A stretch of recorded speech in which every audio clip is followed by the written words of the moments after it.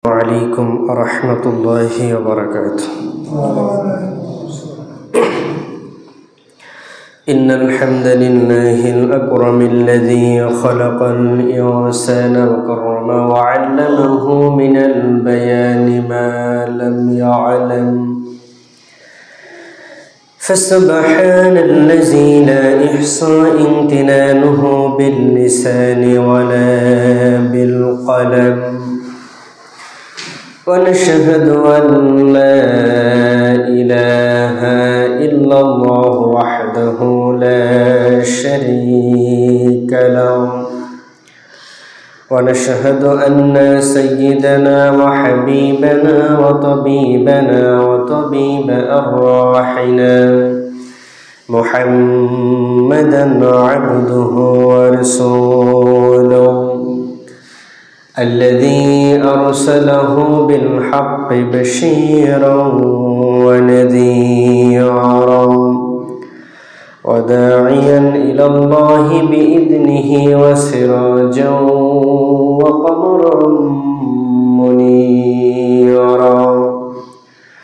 فقد قال الله تعالى في كلامه المجيد وفرقانه الحميد: أعوذ بالله من الشيطان الرجيم، بسم الله الرحمن الرحيم. إن الله وملائكته يصلون على النبي يا أيها الذين آمنوا صلوا عليه وسلموا تسليما. اللهم صل على محمد وعلى آل محمد كما صليت على إبراهيم وعلى آل إبراهيم إنك حميد مجيد. اللهم بارك على محمد وعلى آل محمد كما باركت على إبراهيم وعلى آل إبراهيم إنك حميد مجيد. بلغ العلا بكماله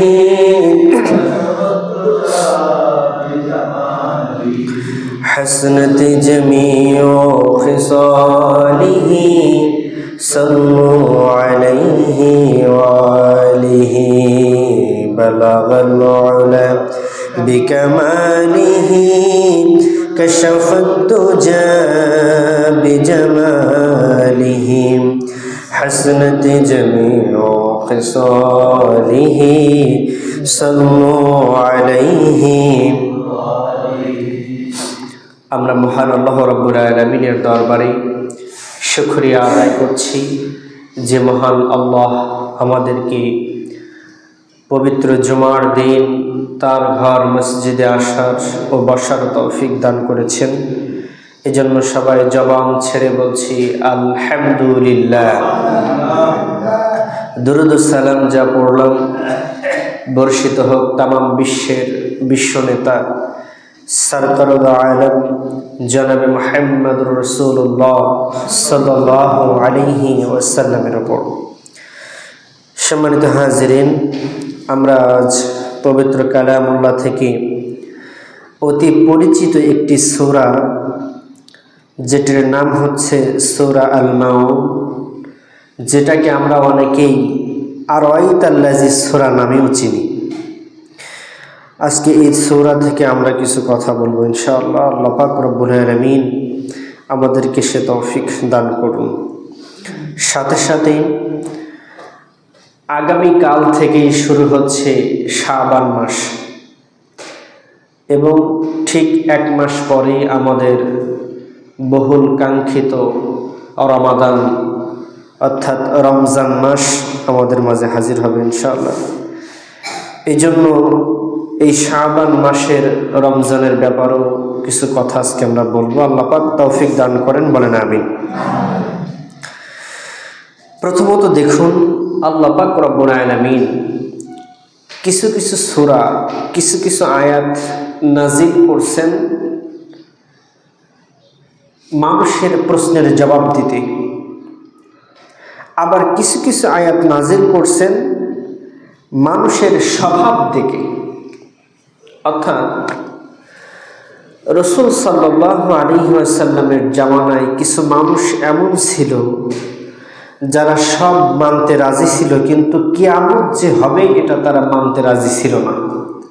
তারা এটা মানত যে আমরা মারা যাব, মারা যাওয়ার পর আমাদের শরীরটা ছিন্ন বিচ্ছিন্ন হয়ে যাবে, হাড়গুলো মাংসগুলো মাটির সঙ্গে মিশে একাকার হয়ে যাবে, কিন্তু আমরা আবার উঠব না, এটা তারা বিশ্বাস করত।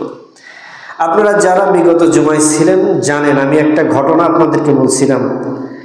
একটা 7 জন যুবককে আল্লাহ পাক রব্বুল আলামিন ঘুম পাড়িয়ে রেখেছিলেন। কয় বছর?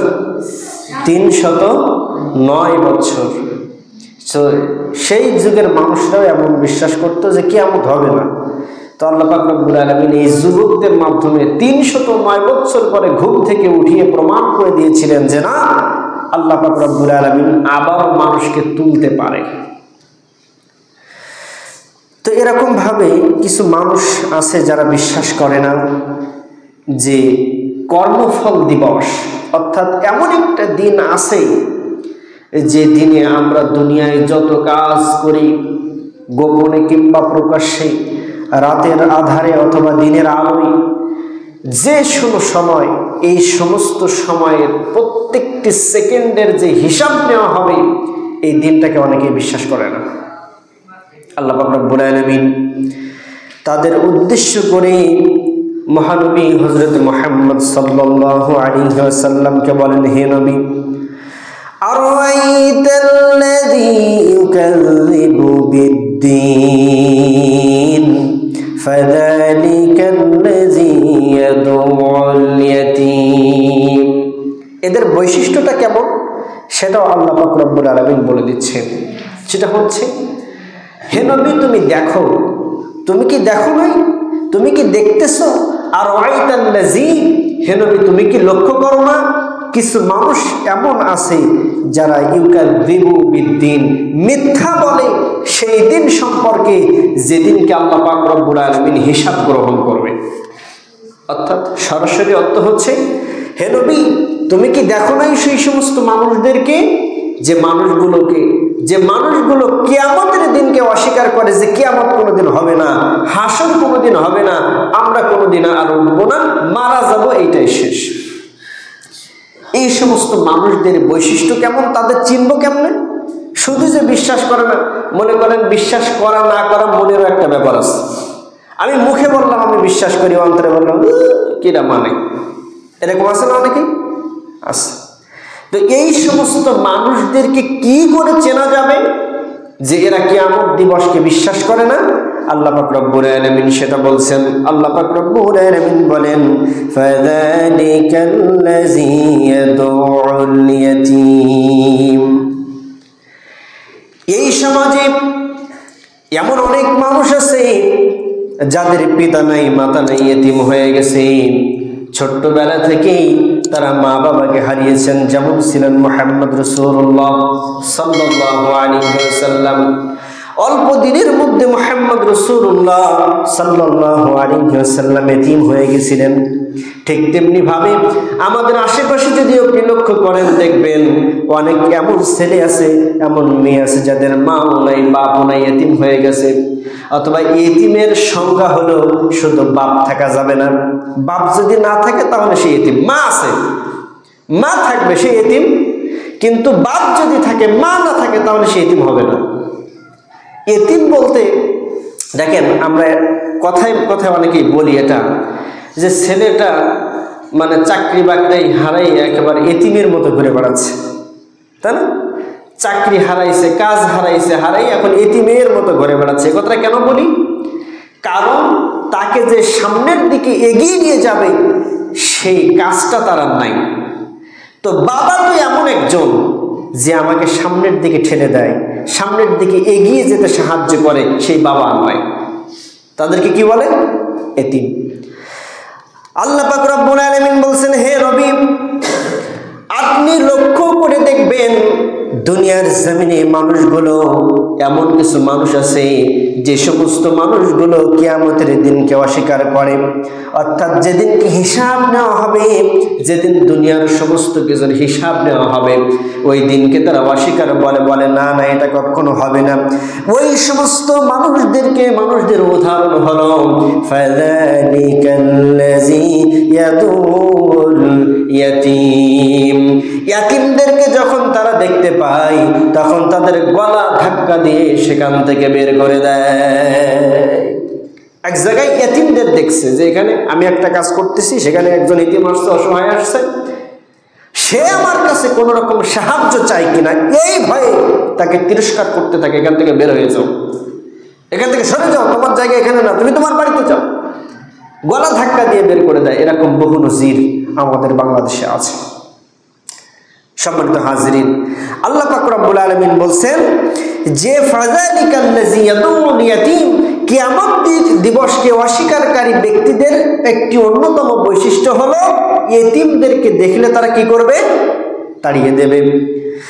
শুধু তাই নয়, কুরআনুল কারীমের মধ্যে অন্য একটি জায়গায় এসেছে আল্লাহ পাক রব্বুল আলামিন বলেন, জাহান্নামী মানুষরা যখন জাহান্নামে নিয়ে যাওয়া হবে, জাহান্নামের গেটের সামনে যখন নিয়ে যাওয়া হবে, গেটটা খুলে তাদেরকে ভিতরে ঢুকাই দিলেই তারা জাহান্নামের মধ্যে পতিত হয়ে যাবে। এই সময় জাহান্নামের যে দারোয়ানগুলো রয়েছে গেটের মধ্যে দাঁড়িয়ে থাকবে, ওই সমস্ত লোকগুলি ওই জাহান্নামী মানুষদেরকে ডেকে ডেকে বলবে আর জিজ্ঞাসা করবে, জাহান্নাম তো বড় কষ্টের জায়গা, জাহান্নাম তো বড় জ্বালাময়ী জায়গা, জাহান্নাম তো বড় ভয়ঙ্কর জায়গা, কেন তোমরা এই যুগে আসলা, এই জাহান্নামের মধ্যে আসলাম? তোমাদের কি কোনো সতর্ককারী আসে নাই? তোমাদেরকে সতর্কর বাণী জানাই নাই? ওই সময় মানুষগুলি বলবে, জাহান্নামী মানুষগুলো বলবে, হ্যাঁ আমাদের মাঝে সতর্ককারী এসেছিল বটেই, আমাদের সামনে কথা বলে দেওয়ার মতো, জাহান্নামের পরিচয় দেওয়ার মতো নবীরা ছিল, আলেম ওলামারা ছিল, কিন্তু আমরা সেগুলো বিশ্বাস করি নাই। আরো সব থেকে বড় অপরাধ হলো আমরা নামাজি ছিলাম না এবং এতিমদেরকে খাদ্য দানে উৎসাহিত করতাম না। যারা জাহান্নামে যাবে এই সমস্ত মানুষদেরকে জাহান্নামের গেটে দাঁড়িয়ে থাকা ওই প্রহরীরা, আযাবের ফেরেশতারা ডেকে ডেকে বলবে, এই জাহান্নাম তো বড় ভয়ানক জায়গা, এখানে কেন আসলা? তোমাদের কি সতর্ককারী কাউকে পাঠানো হয় নাই যে তোমাদের সতর্ক করে নাই যে জাহান্নাম ভয়ানক জায়গা, এই কাজ করলে এই জাহান্নামে যাওয়া লাগবে? এরকম কঠিন কথা কি তোমাদেরকে বলে নাই? তখন তারা বলবে, হ্যাঁ আমাদের কাছে বলছিল, নবীরা আসছিল, আলেম ওলামারা কোরআন হাদিস থেকে বলতো, কিন্তু আমরা সেগুলো বিশ্বাস করতাম না, শুনেও শুনতাম না। আর সব থেকে বড় দুইটা অপরাধ আমাদের ছিল, এক নম্বর আমরা নামাজি ছিলাম না, এবং দুই নম্বর এতিমদেরকে আমরা খাদ্যদানে উৎসাহিত করতাম না। এই কারণে মানুষদেরকে জাহান্নামে দেওয়া হবে।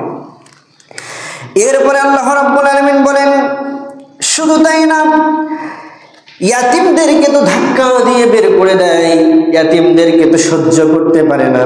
আরো একটি উদাহরণ হলো, ওয়ালা ইয়াহুদ্দু আলা তুআমিল মিসকিন। মিসকিন যখন তাদের দরবারে যায় আর গিয়ে বলে, আমি বড় ক্ষুধার্ত, আমি সকাল থেকে কিচ্ছু খাই নাই, এখন দুপুর হয়ে যাবে অবস্থা, এমন অবস্থায় প্রচন্ড ক্ষুধা, এই অবস্থায় হে বাড়িওয়ালা আমি তোমার কাছে কিছু খাবার চাই। তখন ওই লোকটি বলে, ওয়ালা ইয়াহুদ্দু আলা তুআমিল মিসকিন, মিসকিনদেরকে খাদ্য দান করা থেকে বিরত থাকে, মিসকিনদের খাদ্য দিতে চায়। বাড়ির মধ্যে যদি মিসকিন ঢোকে তাহলে এবারে দেখে ভাতগুলো এবার সেরে রাখতে হবে। মনে করেন বাইরে ভাত খাচ্ছিল, খাবার খাচ্ছিল, মিসকিন ঢুকছে, তখন বলবে, এখন আসছেন কেন, খাবার সময়? এরকম আছে না? বহু আছে। ভাত খাচ্ছে, এরকম সময় মিসকিন আসছে আপনার দরবারে, ভিখারি আসছে, তো তখন তিরস্কার করে বলে আসার সময় পাবো না, এখন দুটো খাচ্ছি। অথচ সেই ব্যক্তিটাও মানুষ, তারও ক্ষুধা আছে, কিন্তু সে ক্ষুধা পেটে নিয়ে তার পেটের জন্য আপনার দরবারে এসে হাজির হয়েছে। আজকে আল্লাহ পাক রব্বুল আলামিন চাইলে আপনাকে আমাকে ওই পর্যায়ে দাঁড় করিয়ে দিতে পারতেন, কিন্তু আল্লাহ পাক রব্বুল আলামিন করেন নাই। কেন? এই পৃথিবীতে প্রশ্ন করতে পারেন যে হুজুর, এই পৃথিবীতে কেন আল্লাহ পাক রব্বুল আলামিন চাইলেই তো প্রত্যেকের বড় লোক বানিয়ে দিতে পারে, সবাই এনে সচ্ছল করে দিতে পারে, কিন্তু কিছু মানুষকে বড় লোক আবার কিছু মানুষকে গরিব কেন আল্লাহ বানালেন? এটা হচ্ছে আল্লাহ পাক রব্বুল আলামিন বলেন, আল মালু ওয়াল বানুনা জিনাতুন ফিল হায়াতিদ দুনিয়া। এই দুনিয়ায় সন্তান এবং টাকা পয়সা এগুলো হলো পরীক্ষার জন্য।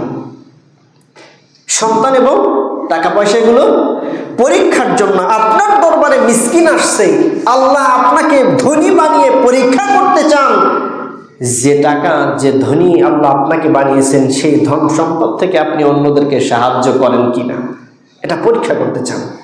আর ওই সমস্ত মানুষদেরকে গরিব কেন বানান? আমি আমার, এটা কোনো কোরআন থেকেও নয়, হাদিস থেকেও নয়, এর সারমর্ম থেকে আমি বলছি, আমি আমার ভাষায় বলি। আল্লাহ পাক মানুষকে গরিব এই জন্য বানায় যে তাকে জান্নাতে দেবে। কথাটা মনে হয় খারাপ লাগছে নাকি? না, এটা খুশির সংবাদ। আল্লাহ পাক রব্বুল আলামিন মানুষকে গরিব বানায় এই কারণে যে সেই মানুষকে আল্লাহ পাক জান্নাতে দিতে চায়। বলবেন কেমনে কি?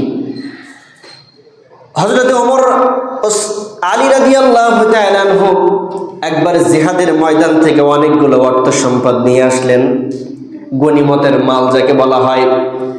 এবার গনিমতের মালগুলো যখন বন্টন করা হবে, তখন আলী রাদিয়াল্লাহু তাআলা আনহু রাসূল সাল্লাল্লাহু আলাইহি ওয়াসাল্লাম সামান্যতম কয়েকটা টাকা দিলেন, মনে করেন 100 টাকা বা 200 টাকা, আর অন্যান্য সাহাবীদেরকে আরো বেশি টাকা দিলেন।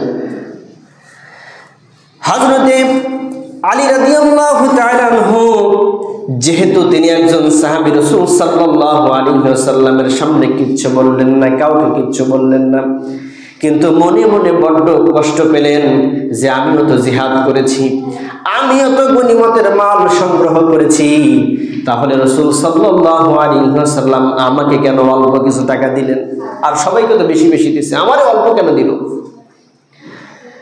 রাসূল সাল্লাল্লাহু আলাইহি ওয়াসাল্লাম মুখ দেখলেই বুঝতে পারতেন কোন ব্যক্তি কি চায়, কার কি সমস্যা।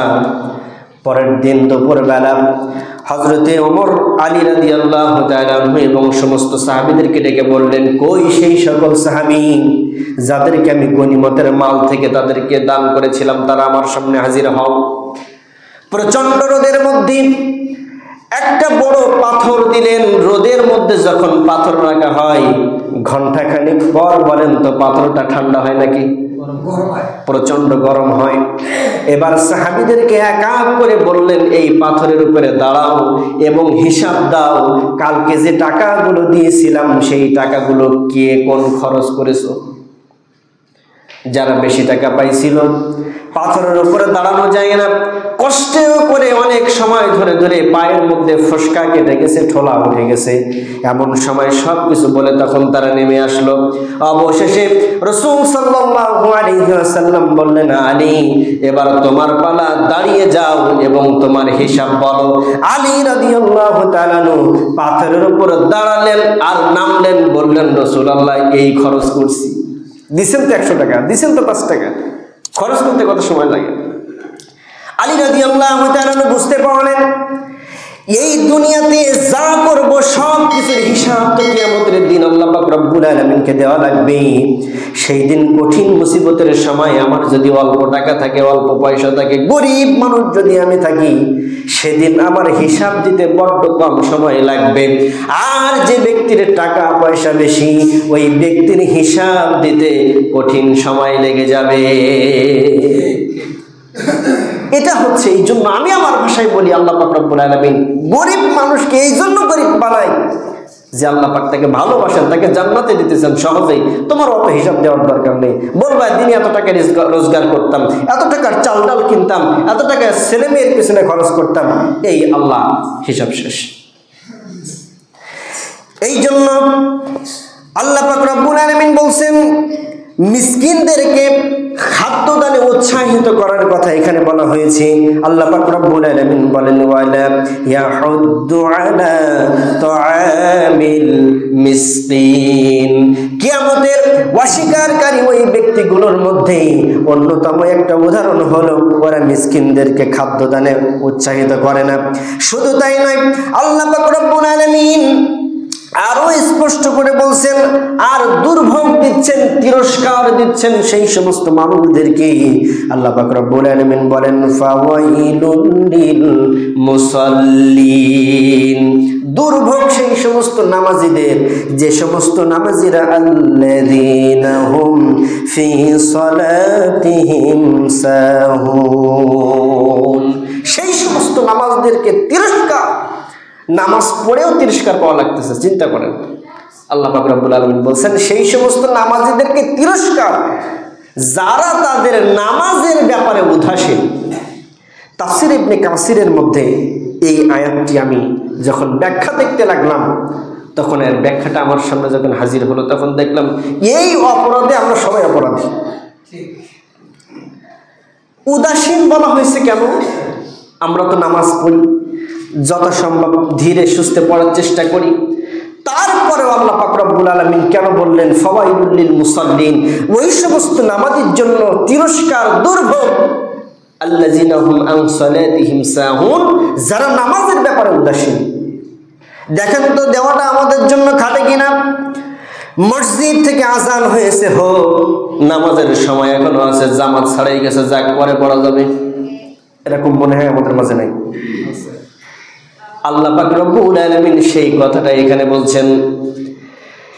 নামাজের যে যত সময়কে আল্লাহ পাক রব্বুল আলামিন ফিক্স করে দিয়েছেন, এই সময়ের মধ্যে নামাজ পড়ার 99% চেষ্টা করো। বাই চান্স কোনো কারণের জন্য সামান্য একটু একদিন দুই দিন হতে পারে, কিন্তু এমন অধিক মানুষ আছে আজান হয়েছে হোক, আর একটু পরে যাই, আর একটু পরে যাই, এরকম বিলম্বনা করতে করতে উদাসীন হতে হতে নামাজের জামাতের সময়টাকে ছাড়িয়ে যায়। এরকম নামাজি আমাদের সমাজে আছে। আল্লাহ পাক রব্বুল আলামিন এই সমস্ত মুসল্লিদেরকে তিরস্কার করছেন। নামাজের জন্য আজান হয়েছে মসজিদে, তার মানে নির্দিষ্ট একটা সময় আছে নামাজের, তুমি সেই নামাজের সময়কে ওভারটেক করছো, ওভারটেক করে নিজের মতো একটা সময় বানিয়ে আমার সময় মতো আমি নামাজ আদায় করব। এরপর আল্লাহ রাব্বুল আলামিন বলছেন আল্লাযীনা হুম ইউরাউন ওয়া ইয়ামনাউনাল মাউন। এই সমস্ত নামাজিরা অধিকাংশই এরকম, তারা নামাজ পড়ে শুধু এই কারণে যদি নামাজ না পড়ি তাহলে মানুষে খারাপ বলবে। নামাজ যদি না পড়ি তাহলে মানুষে খারাপ বলবে। আমারে দেখলো না যে আজকে আমি এই পথ দিয়ে নামাজে গেছিলাম, একজন মানুষ যদি আমারে যাইতে না দেখে তাহলে বলবে তোমারে তো আজকে দেখলাম না, এই জন্য নামাজ পড়ে। কিন্তু আল্লাহ পাক রব্বুল আলামিন যে তাকে নামাজের জন্য বলেছেন, নামাজের জন্যই বানিয়েছেন, ইবাদতের জন্যই বানিয়েছেন, সেই জন্য সে নামাজ আদায় করে না। নামাজ আদায় করে এই জন্য লোক দেখানোর জন্য। এটা আরো প্রকাশভাবে দেখতে পাবেন, ব্যাপকভাবে দেখতে পাবেন আগামী নির্বাচনে। জীবনে নামাজ পড়ে না, নির্বাচনের সময় মসজিদে তার জন্য ফার্স্টের কাতারের জায়গা রাখা লাগে। এটা হচ্ছে লোক দেখানো নামাজ। আর এই সমস্ত নামাজিদেরকে আল্লাহ পাক রব্বুল আলামিন অভিশপ্ত করেছেন। এখন আপনাদের কাছে প্রশ্ন, এই সমস্ত লোক যারা শুধুমাত্র নির্বাচনের সময় এসে নামাজ পড়ে, তাদেরকে অভিশপ্ত করছে কে? সবাইকে বলতে হবে এই প্রশ্নের জবাবটা। যারা লোক দেখানোর জন্য নামাজ আদায় করে তাদেরকে অভিশপ্ত করছে কে? আর আমরা তাদের সমর্থন দিয়ে সিট দেব নাকি? কথা বোঝেন নাই? আল্লাহ যারা পছন্দ করে না তারা আমরা পছন্দ করি। খুব সাবধান। আপনাকে দেখতে হবে, বুঝতে হবে আল্লাহ কাকে পছন্দ করে, কার পছন্দের কথা বলছেন, তাদেরকেই আমাদের নির্বাচিত করা উচিত, তাদেরকেই আমাদের দেখা উচিত। আল্লাহ পাক রব্বুল আলামিন সেই তৌফিক আমাদের দান করুক। সর্বশেষ আয়াতটা আল্লাহ পাক বলছেন ওয়ায়ামনাউনাল মাউন, এবং সেই সমস্ত মানুষদের তিরস্কার যারা গৃহস্থলের সামান্য জিনিস পর্যন্ত ধার দিতে চায় না। মনে করেন আমার একটা দা নাই, আমি আর একজনের কাছে গেলাম, দা ভাই দাটা একটু দেন, আমার একটু কাজে লাগতেছে, দিতে চায় না, না দেওয়া যাবে না। এই সমস্ত মানুষদেরকে আল্লাহ পাক অভিশপ্ত করেছেন। বরং আরেকটা কথা এখান থেকে বলে আসি, যেহেতু আয়াতটা সামনে আসছে, লেনা দেনার ক্ষেত্রে আমার কাছ থেকে উমুকে 5 কেজি চাউল নিছে, 10 কেজি চাউল নিছে, এটা সওয়াবের কাজ। তবে এই সওয়াবের কাজটা একসময় গজবে পরিণত হয়, যখন ওই ধারটা দেওয়ার জন্য আর মনে থাকে না। বুঝেন নাই? আমার কাছ থেকে একজন 5,000 টাকা নিছে, এখন ওইটা আমি তাকে কর্জে হাসানা হিসাবে দিলাম, আমি যখন টাকা চাইতে যাব আমি প্রচুর পরিমাণে খারাপ হয়ে যাই।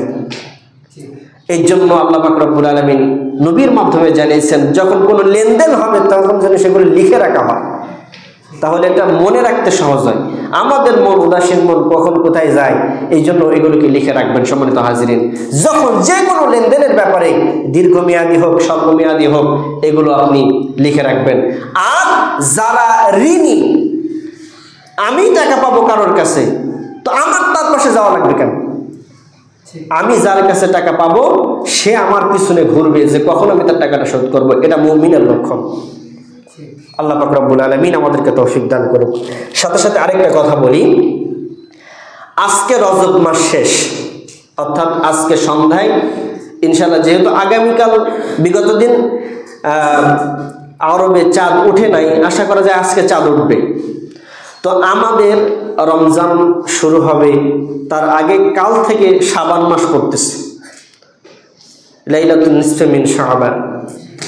তো আমরা গ্রাম অঞ্চলের মানুষ এত বিতর্কে জড়াই, আমরা এদিকেও না ওদিকেও না, মাঝখানের দিনের রোজা রাখার জন্য খুব পাগল।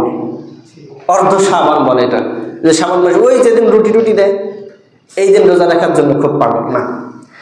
আমাকে দেখতে হবে ইসলামের মধ্যে থাকতে হলে, সঠিক নিয়মে রোজা নামাজ পড়তে হলে আমার রসুল কি করছেন নাকি? রসুল সাল্লাল্লাহু আলাইহি ওয়াসাল্লাম হাদিসের মধ্যে আসছে, রমজানের পরে সব থেকে বেশি যে মাসে রোজা রাখতেন সেই মাসটির নাম হচ্ছে শাবান মাস। রমজানের বাইরে, রমজান মাসে তো পুরো 1 মাস রোজা, তাই না? এর পরে সব থেকে বেশি যে মাসে রোজা রাখতেন সেটা কি মাস? শাবান মাস, মানে আগামীকাল থেকে যেটা পড়বে। এখন আমাদের অভ্যাস হয়েছে আমরা শুধু 3টা রোজা রাখবো, না হলে ওই মাঝখানের সাথে মিলেই 1-2টা রাখবো। না, এই নিয়মটা রাসূল সাল্লাল্লাহু আলাইহি সাল্লামের যুগে ছিল না। রাসূল সাল্লাল্লাহু আলাইহি সাল্লাম এই মাসে হাদিসের মধ্যে আসছে অল্প কয়টা দিন তিনি রোজা রাখতেন না, আর বাদ বাকি সমস্ত দিন তিনি রোজা রাখতেন। এই জন্য আমি এই ক্ষেত্রে আপনাকে বলতে পারি, আপনি যদি নফল রোজা রাখতে চান, শুধু ওই 3 দিন না, এই মাস থেকে প্র্যাকটিস করা শুরু করেন। 2টা একটানা রাখলেন, একটা মিস দিলেন, আবার 2টা রাখলেন, আরেকটা মিস দিলেন, আবার একটা রাখলেন, একটা মিস দিলেন, এভাবে আপনি করতে পারেন। শুধু যে ওই দিনে রোজা রাখতে হবে এই কাজটা ঠিক না। এই জন্য যারা এই শাবানের রোজা রাখবেন বলে নিয়াত করেছেন, বাড়িতে গিয়ে আপনার স্ত্রী, আপনার মা, আপনার বোনকে বলবেন যেন শুধুমাত্র ওই দিন রোজা না রাখে। রাখলে অসুবিধা নাই, তবে ওই দিন উদ্দেশ্য করে রাখলে ব্যাপারটা কেমন হয়ে যায়। এই জন্য আপনি এই দিনে ধীরে ধীরে একটার পরে একটা, 2টা, 3টা, 5টা, 10টা আপনার ইচ্ছা মতো আপনি রোজা রাখতে পারেন। আল্লাহ পাক রব্বুল আলামিন আমাদেরকে তৌফিক দান করুন।